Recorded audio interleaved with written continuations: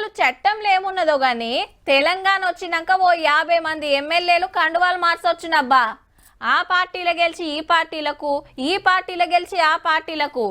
ఆగో గట్లెట్లా పోతారని టికెట్లు ఇచ్చినోళ్ళు కేసులు పెట్టుడు తప్పితే ఒక్కళ్ళంటే ఒక్క పదవి కూడా పోలే. మరి శాసనసభ పక్షాన్ని విలీనం చేసినోళ్ళు కొందరైతే గుంపులు గుంపులు గుసాయించి బచాయించినోళ్ళు కొందరు. ఇప్పుడు గీ ముచ్చట దేనికంటే 10 మంది ఎమ్మెల్యేల కేసు మళ్ళా ఫస్ట్కి వచ్చినట్టే.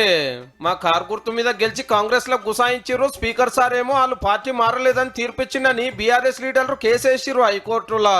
మరి మీ మాట ఏందని స్పీకర్ సార్ కు 9 మంది ఎమ్మెల్యేలకు నోటీసులు పంపిందేగా. అయితే పటాన్చెరు ఎమ్మెల్యే మైపాల్ రెడ్డి గారి మీద కేసు వేయలేదట్టుల్లో. అంటే ఈయన మా కాలరనే ఉన్నాడని ఒప్పుకుంటున్నట్టే. దీనికో లెక్క ఉంది. ఈసారి కూడా జంప్ అయిందని అప్పట్లో కేసేసిండ్రు. మొన్న మున్సిపల్ ఎలక్షన్ లో బీఆర్ఎస్ పార్టీని గెలిపిస్తానికి కష్టపడ్డాడు. బీజేపీ ఎంపీని కాలు రెక్కించుకొని ఓటే ఇప్పించే.